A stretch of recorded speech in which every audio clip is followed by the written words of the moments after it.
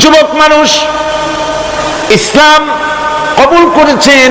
ইসলাম কবুল করতে গিয়ে বাড়ি ঘর জায়গা জমি কিছুই ছিল না। ছোট্ট অবস্থায় বাবা মারা গেছে, চাচার ঘরে লালিত পালিত হচ্ছিলেন। এরপরে রাসূলের প্রতি ঈমান আনবেন, চাচার ভয়তে পারেন না। হুজুর হিজরত করলেন। আব্দুল্লাহ তার নাম ছিল, আব্দুল উজ্জা। তিনি চলে গেলেন চাচার কাছে। চাচা গো, মুহাম্মদ সাল্লাল্লাহু আলাইহি ওয়াসাল্লাম আল্লাহর নবীর ব্যাপারে তোমার মত কি? তিনি বলেন আমারও তো তাই মনে হয়। যদি তাই মনে হয় তার উপর ঈমান আনবেন কিনা? চাচা বলে না, কখনো ঈমান আনবো না। ভাতিজা বলতেছেন, চাচাজি বছরের পর বছর ধরে অপেক্ষা করতেছিলাম, আমি আপনার অধীনে আছি বলে ইসলাম কবুল করতে পারি নাই। আমার ইচ্ছা ছিল আপনি আগে করবেন, তারপরে আপনাকে দেখা দেখি আমি করব। কিন্তু আপনি যখন ইসলাম কবুল করলেন না, আর করবেন না বলে যখন ঘোষণা দিলেন, আপনাকে উপস্থিত রেখে আমি ঘোষণা দিলাম লা ইলাহা ইল্লাল্লাহু মুহাম্মাদুর রাসূলুল্লাহ।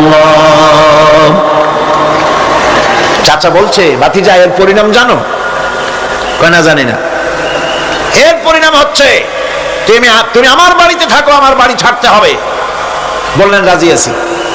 উট ছাগল ভেড়া ঘোড়া যা দিছি ছাড়তে হবে, বলছে রাজি আছি।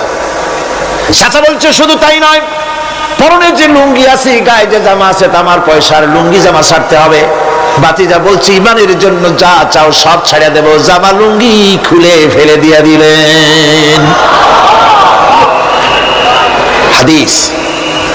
তিনি চলে গেলেন মায়ের কাছে। ওই অবস্থায় মা এই যুবক ছেলেকে উলঙ্গ অবস্থায় দেখে দুই হাত দিয়ে নিজের চোখ চেপে ধরেছেন। বাবা, তোমার এই অবস্থা কেন?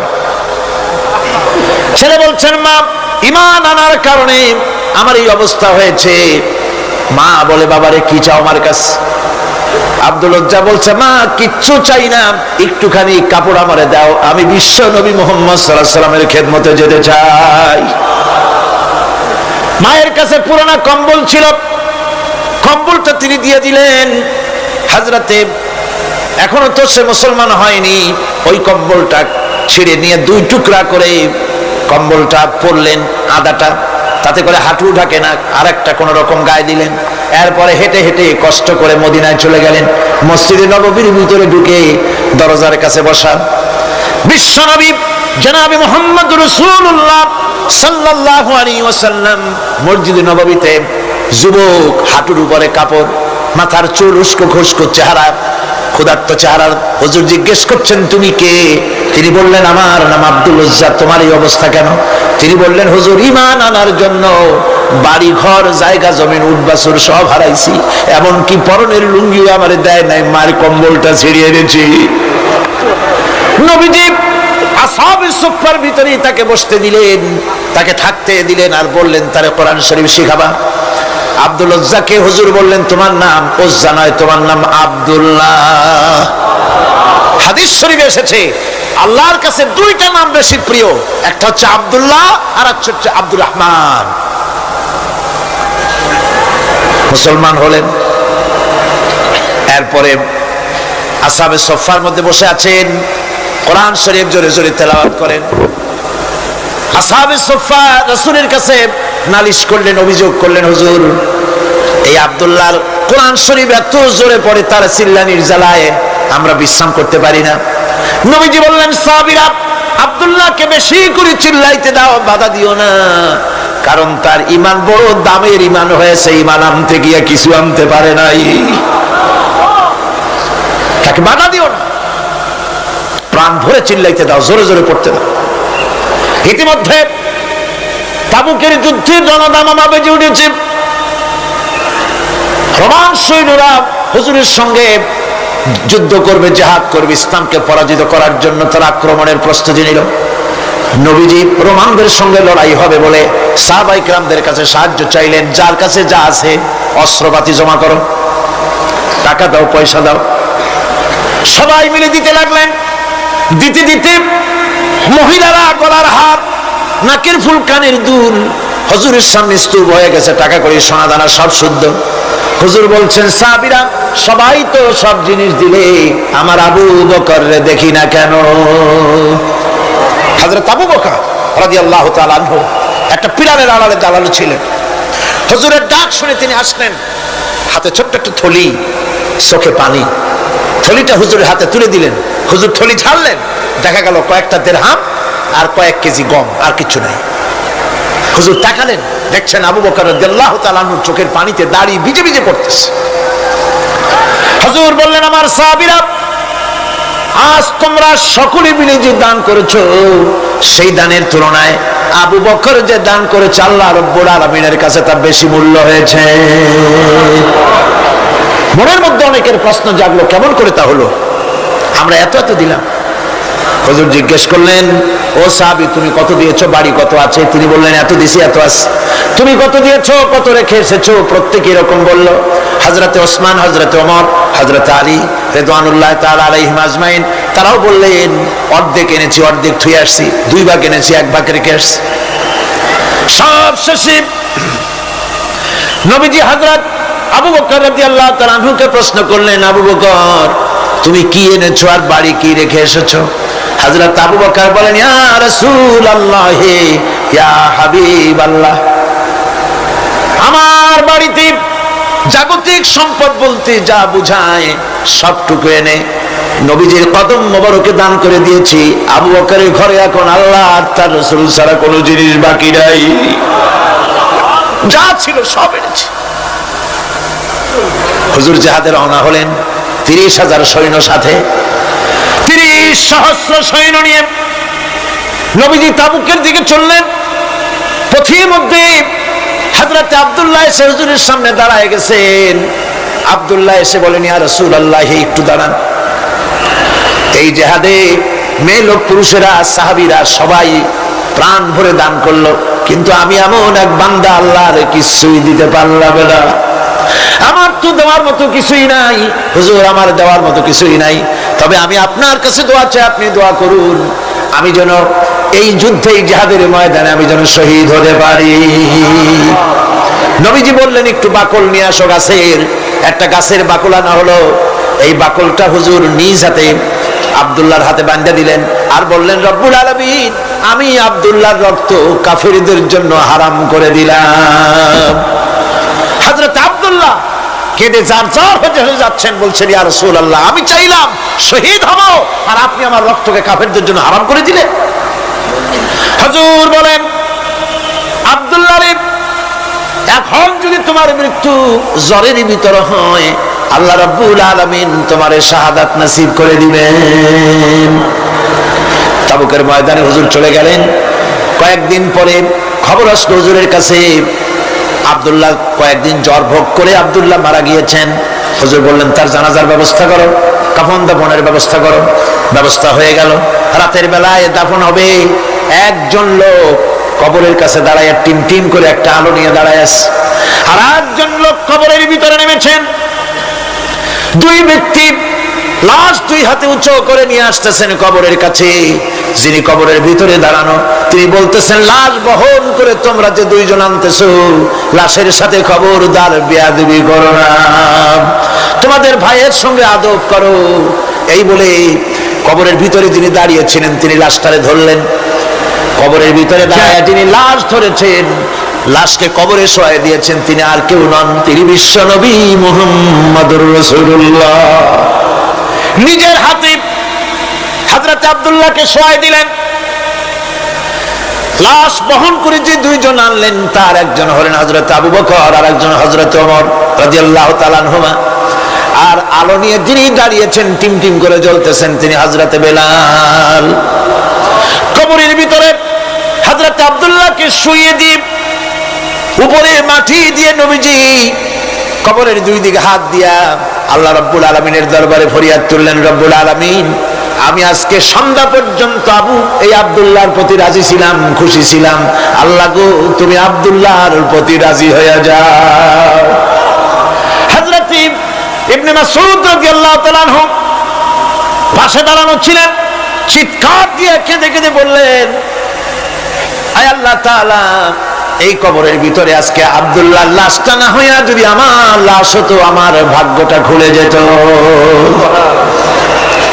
শহীদের মর্যাদা আল্লাহ পাকের কাছে সব থেকে বেশি। এই শহীদের পথ নিয়ামত প্রাপ্তদের পথ, যারা নিয়ামত পেয়েছে পৃথিবীতে, নবীজিন, সিদ্দিকিন, শুহাদা, এরাই হচ্ছেন নিয়ামত প্রাপ্ত। আল্লাহর রাস্তায় জীবন দেওয়ায় যে মজা, পৃথিবীতে আর কোনো কিছুতে সেই মজা নাই। হযরত ওমর রাদিয়াল্লাহু তাআলা আনহু দোয়া করতেন, আল্লাহুম্মা রযুকনি শাহাদাতান ফি সাবিলিক ওয়াজআল মাউতি ফি বালাদি রাসূলিক। আয় আল্লাহ, তুমি আমাকে শাহাদাতের মত আমাকে দান করো। শাহাদাতের তামান্না প্রত্যেকটি মুসলমানের ভেতরে থাকতে হবে। শহীদ হওয়া যাবে ইসলামের জন্য। সময় হয়তো আসতে পারে, হয়তো এমন সময় আসতে পারে যখন কোরআনের মর্যাদাকে টিকে রাখার জন্য, সুন্নতে নববীকে টিকে রাখার জন্য জান দেওয়া লাগতে পারে। তখন কি আপনারা জীবন দিতে পারবেন?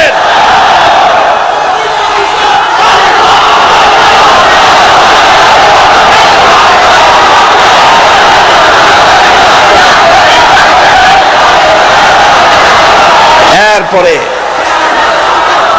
চতুর্থ নম্বরে হচ্ছে সালিহিন। চতুর্থ নম্বরে কি? সালিহিন। সালিহিন হচ্ছে জীবনের প্রত্যেকটি ক্ষেত্রে যারা একনিষ্ঠভাবে আল্লাহর বিধান পালন করেছেন, যারা পুণ্যের সাথে সুদৃঢ় থেকেছেন, যারা অটল থেকে পুণ্যের সাথে হকের সাথে অটল থেকেছেন, কোন অবস্থাতেই ইসলামী আদর্শের বিরুদ্ধাচরণ করেনি, তারাই হচ্ছেন সালিহিন। ইসলামের আদর্শ ছাড়ে নাই, পরিত্যাগ করে নাই, জীবনের সবকিছুর বিনিময় এটাকে আঁকড়ে ধরে থেকেছেন, ইসলামী আদর্শের পরিপন্থী কিচ্ছু করেন নাই। এরা হচ্ছেন সালিহিন। কোন আলহামদুলিল্লাহ। আল্লাহর অনুগ্রহ প্রাপ্ত কয় শ্রেণী? 4 শ্রেণী। নবীজিন, সিদ্দিকিন, শুহাদা, সালিহিন, এই 4 শ্রেণীর লোকেরাই হচ্ছে নিয়ামত প্রাপ্ত। আমরা বলেছি সিরাতাল্লাযীনা আন'আমতা আলাইহিম গায়রিল মাগদুবি আলাইহিম ওয়ালাদ-দাল্লিন। নিয়ামত প্রাপ্তদের পথ চাই, অনুগ্রহ প্রাপ্তদের পথ, আর অভিশপ্ত পথভ্রষ্টদের পথ আমরা চাই না, আমরা পরিহার করে চলবো। এটা একটু আদাও বটে। যারা অভিশপ্ত, যারা পথভ্রষ্ট, ওরা কারা? মাগদুব এবং দল্লিন। মাগদুব হচ্ছে অভিশপ্ত, দল্লিন হচ্ছে পথভ্রষ্ট। দুনিয়ার সমস্ত মুফাসসিরিন, মুহাদ্দিসিন সব একমত, মাগদুব হচ্ছে ইহুদিরা। মাগদুব কারা? বলেন না কারা? আর দল্লিন, অভিশপ্ত কারা? খ্রিস্টানেরা। বলেন কারা? একটুখানি জোরে সোরে দরুদ শরীফ পড়েন। সালাতুন ইয়া রাসূলুল্লাহ আলাইকুম, সালামুন ইয়া হাবিবাল্লাহ আলাইকুম। জোরে পড়েন।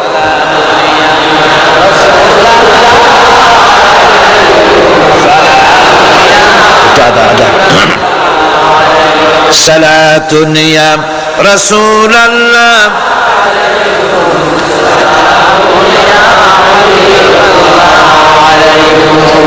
ভাইরা, ইহুদিদের অভিশপ্ত হওয়ার কারণটা কি?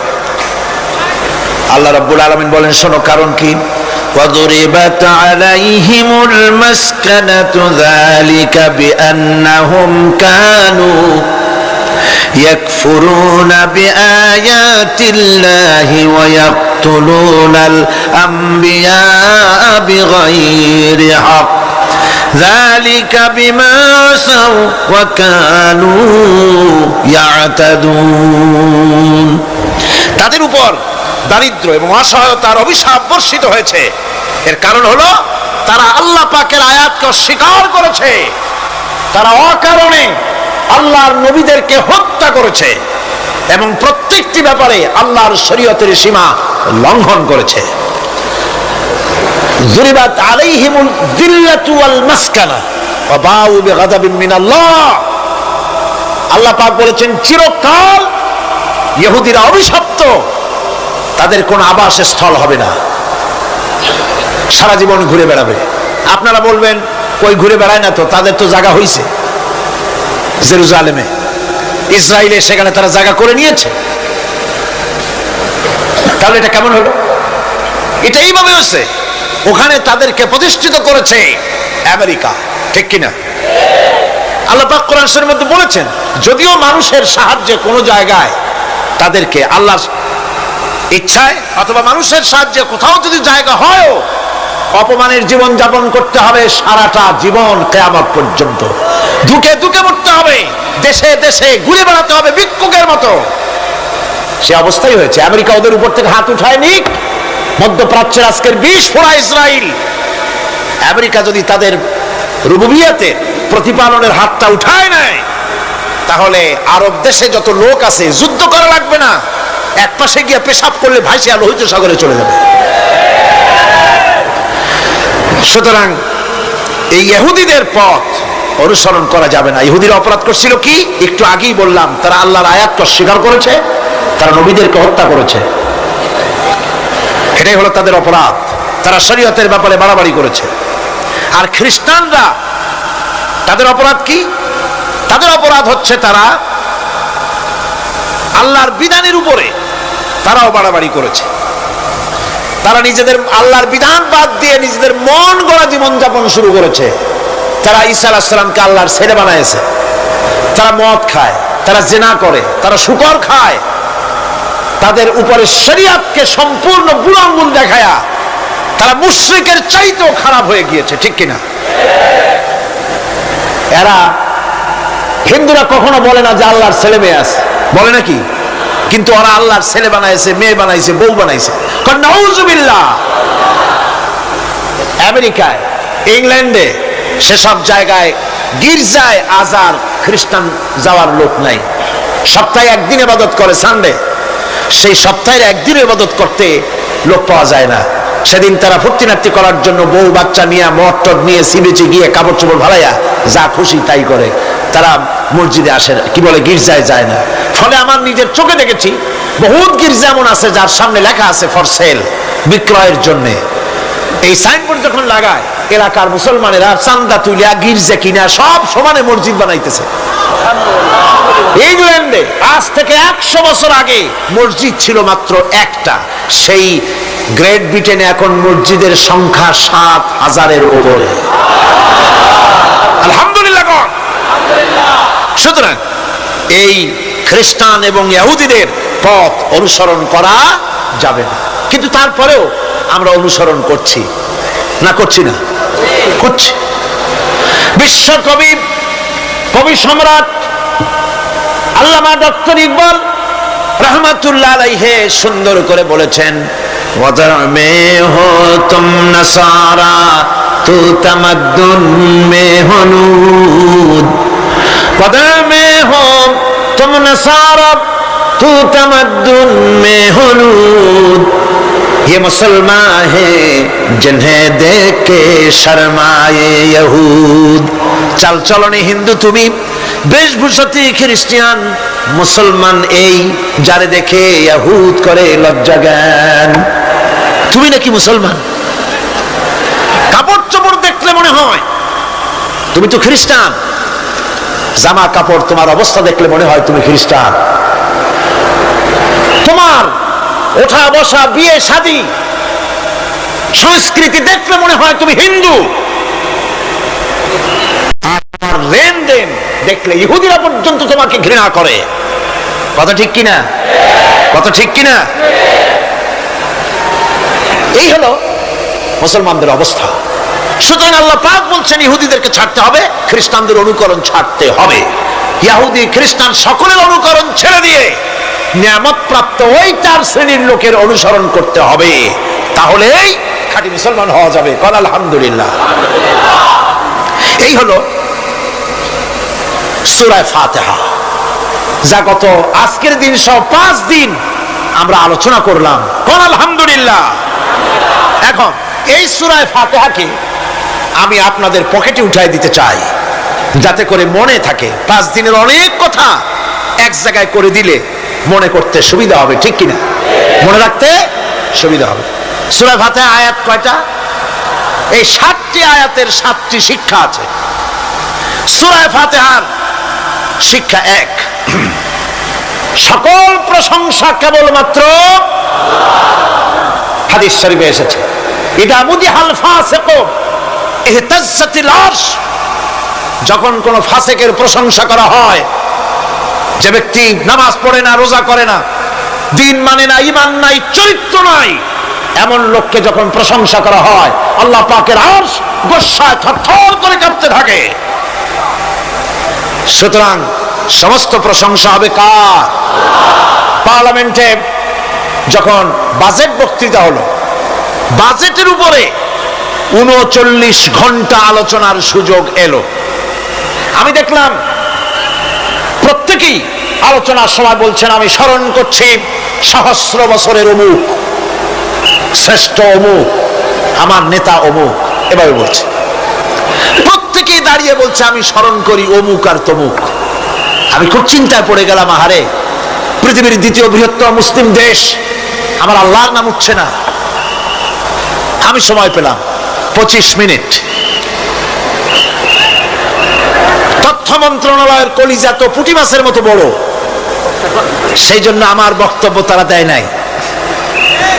ওই 25 মিনিটে আমি যে আলোচনা করেছি, আমি প্রথম দাঁড়ায়া আমার তৃপ্তি, মনে হয় এই রকমের তৃপ্তি আমার কখনো নিকট বর্তমানে কোনদিন হয়েছে কিনা আল্লাহ জানে। ওই দিন আমি যা তৃপ্তি পেয়েছি, আমি দাঁড়িয়ে বললাম নাহমাদু নুসাল্লি আলা হামদু সানা কুইয়া, তারপরে বললাম আমি স্মরণ করছি হৃদয়ের সবটুকু আবেগ উজাড় করে, জীবনের সব শ্রদ্ধা একত্রিত করে আমি স্মরণ করছি।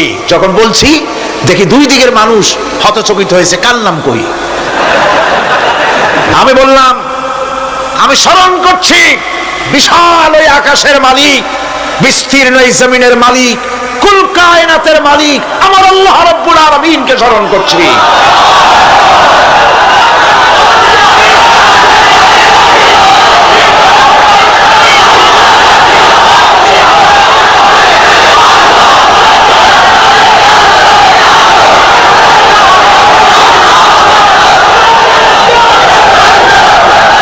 সুতরাং আমি দারুণ তৃপ্তি পেয়েছি। আপনাদেরকেও বলি, প্রশংসা হবে কেবলমাত্র আল্লাহ পাকের। প্রশংসা কার? আর প্রশংসা হবে বিশ্ব নবী জনাবে মুহাম্মদ রাসূলুল্লাহ সাল্লাল্লাহু আলাইহি ওয়াসাল্লাম। চিৎকার মেরে সারা জীবন আল্লাহ এবং রাসূলের প্রশংসা করতেই থাকবে ইনশাআল্লাহ। আমাদের করতে হবে, মুসলমানদের দায়িত্ব। আর প্রশংসা করব যারা আমার রাসূলের, আল্লাহর হুকুম মানে আর আমার রাসূলের অনুসরণ অনুকরণ যারা করে, তারা আমাদের সম্মানের পাত্র, আলহামদুলিল্লাহ। 2,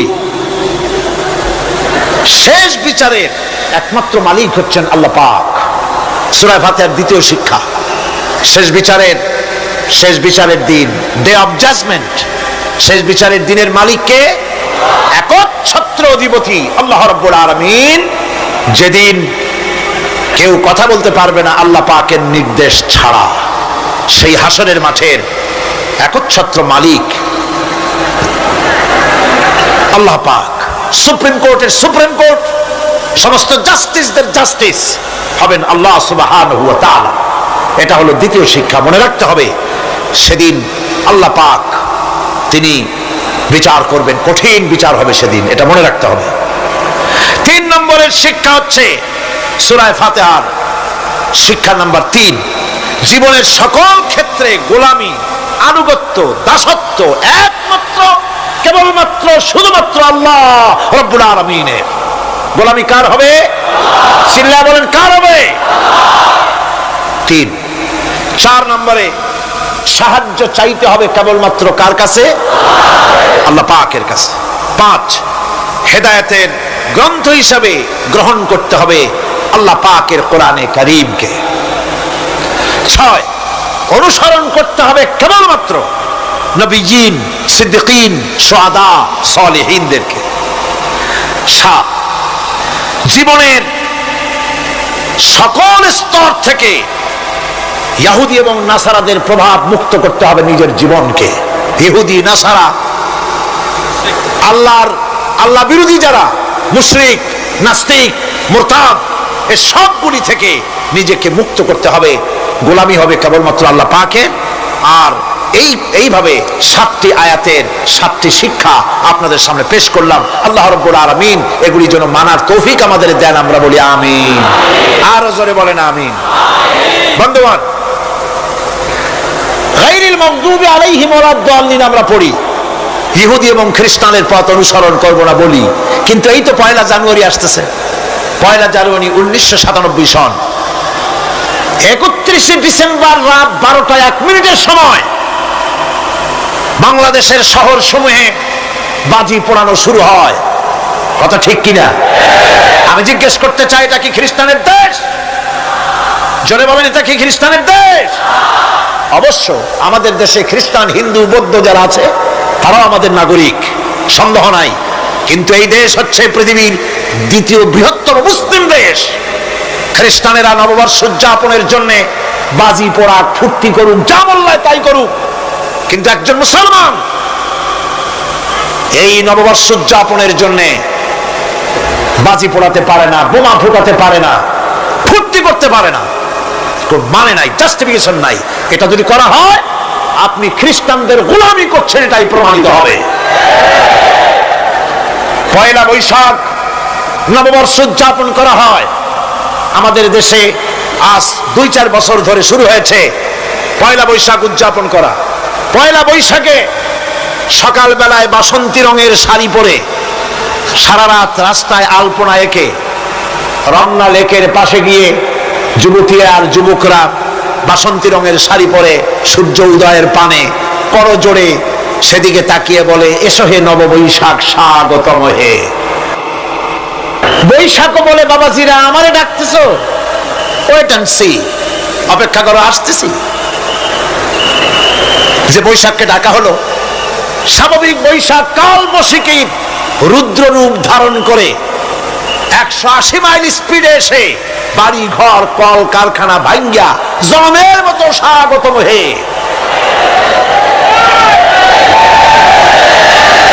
এরপর রাজনৈতিক নেতৃবৃন্দ এবং বুদ্ধিজীবী, ছাত্রছাত্রী, শিক্ষক, 1 শ্রেণীর শিক্ষকবৃন্দ মঙ্গল প্রদীপ জ্বালিয়ে দিনের সূচনা করেন।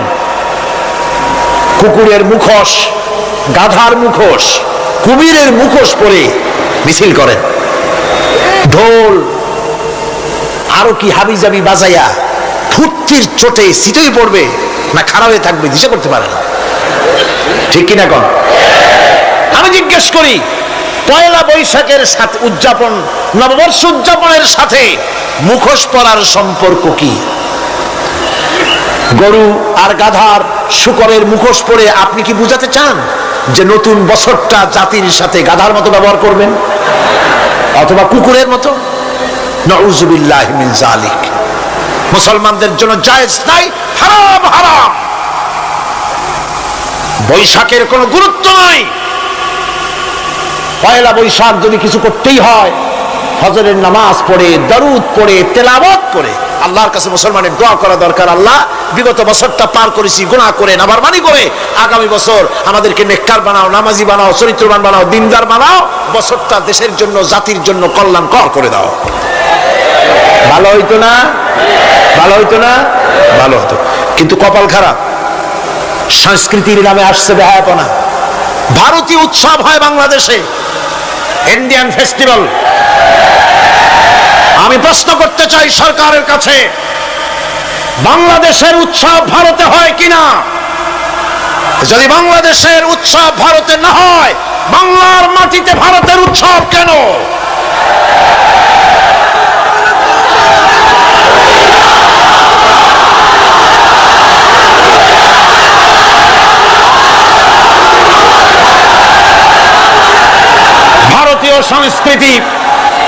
ভারতীয় সংস্কৃতি মুসলমানদের জন্য এইডসের চাইতেও মারাত্মক। ওই সংস্কৃতির সাথে আমাদের কোনো মিল নাই। তেল আর পানি কোনোদিন মিশবে না। আমাদের সংস্কৃতি সম্পূর্ণ আলাদা, ঈমান ভিত্তিক, তাওহীদ ভিত্তিক সংস্কৃতি আমাদের। যুবতী মেয়েদেরকে এনে প্রতিদিন সপ্তাহে সপ্তাহে ডজনকে ডজন শিল্পী আনা হচ্ছে আমাদের দেশে, গায়িকা, নর্তকী। আমাদের দেশের ভাবমূর্তিকে নষ্ট করা হয়েছে। গান বাজনার দিকে উঠে পড়ে লেগে গিয়েছে জাতি আজ। এই জাতির দুর্ভাগ্য কোথায় গিয়ে ঠেকবে আল্লাহ পাক জানেন। আমরা মুসলমান, আমাদের উন্নতি, আমাদের অরুজ, আমাদের জওয়াল, আমাদের উন্নতি আর আমাদের অবনতি কিসে হবে? বিশ্বকপ এ জাতির হাতে যতদিন ছিল তরবারি, এ জাতির হাতে যতদিন ছিল কোরআন, গোটা পৃথিবী তার পায়ের উপরে চুমা খেয়েছে। আর যেদিন কোরআনের পরিবর্তে জাতির হাতে এসেছে তানপুরা, বেহালা, ঢোল, সারিন্দা, নারিন্দা, সারাইগামা, পাদানিশা, তখনই কপাল পুড়েছে জাতির।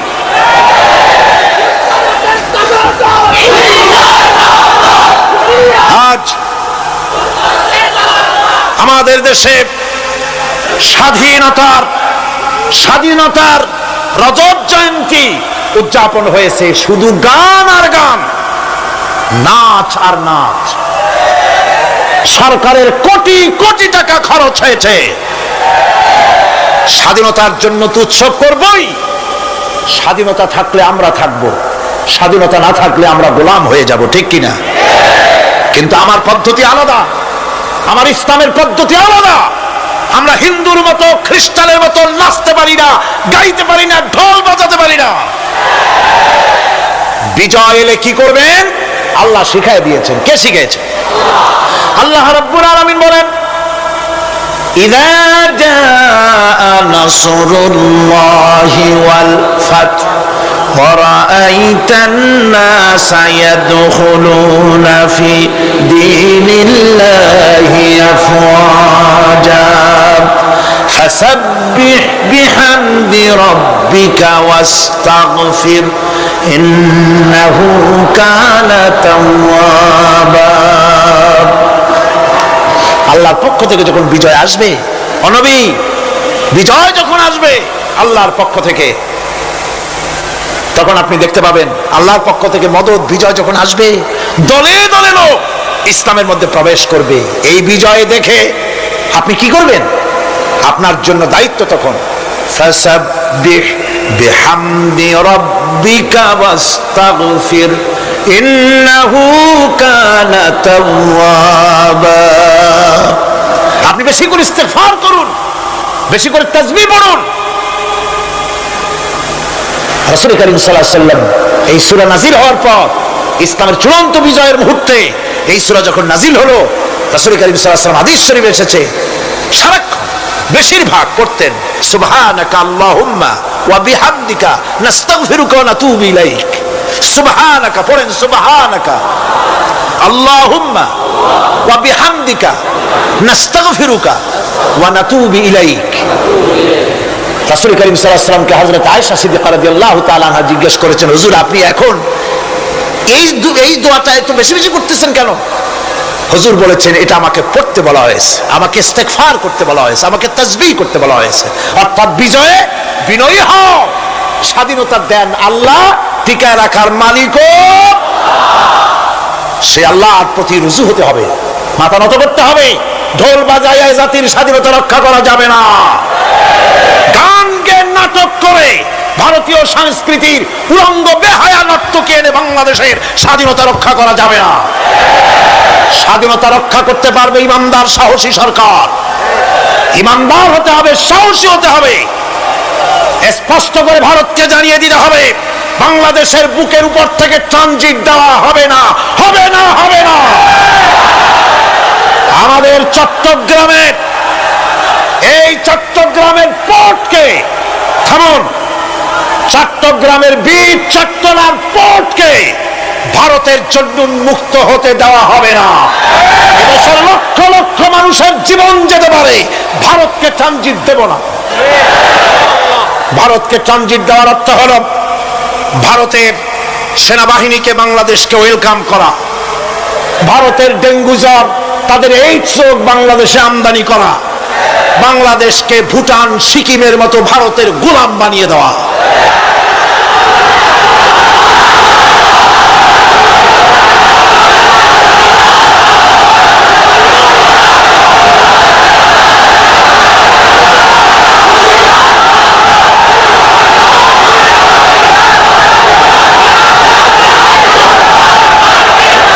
বন্ধুগণ, বন্ধুগণ, আমি বলতেছিলাম থামুন।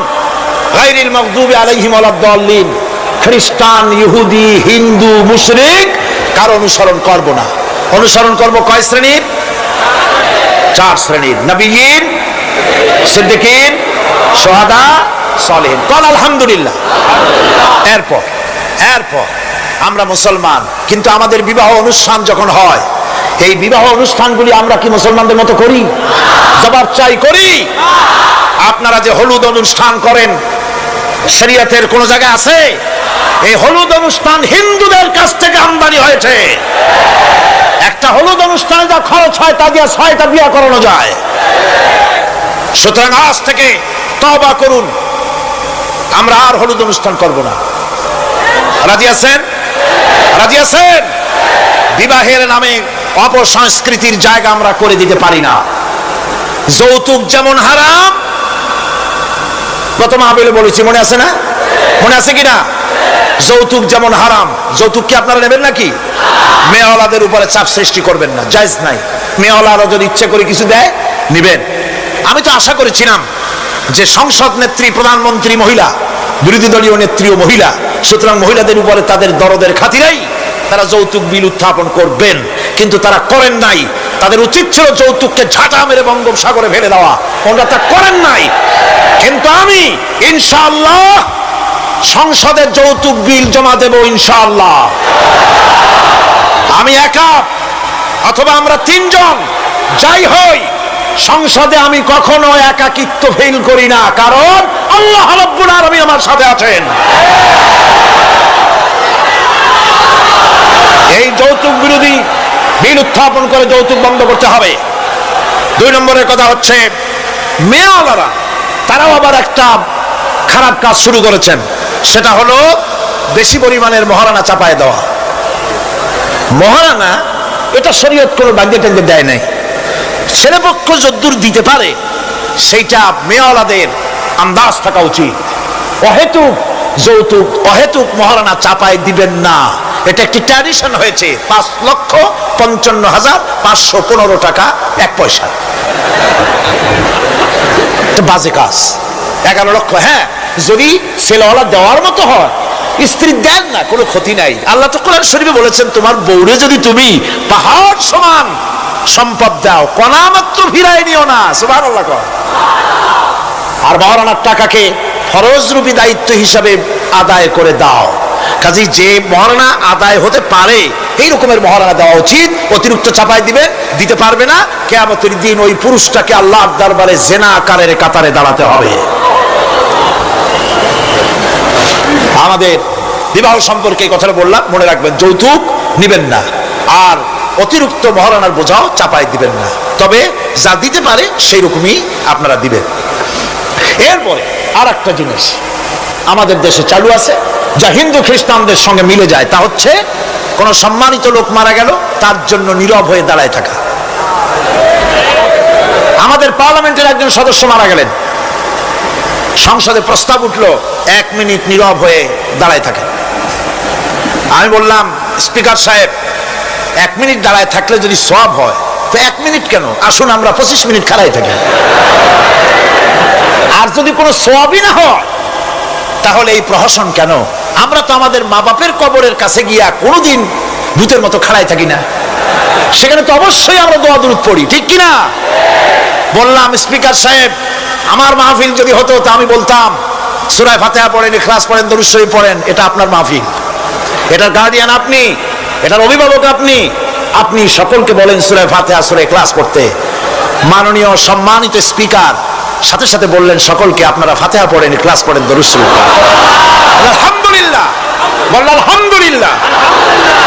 আমরা চেষ্টা করছি সংসদের ভেতরে একটা গুণগত পরিবর্তন আনার জন্য। আল্লাহ যেন তৌফিক দান করেন, আমিন। ভাইরা আমার, সুতরাং এই সমস্ত হচ্ছে খ্রিস্টান ইহুদিদের কাস্টমস, তাদের ট্র্যাডিশন, এর সাথে আমাদের কোনো সম্পর্ক নাই। হিন্দুরা খ্রিস্টানেরা কেউ মরে গেলে পরে দাঁড়ায় থাকুক, শুয়ে থাকুক, যেমনি পারে তেমনি করুক, কিন্তু আমি তো মুসলমান, আমি কি জোরে বলেন, আমরা কি?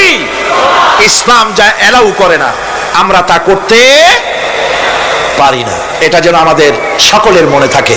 বন্ধুগণ,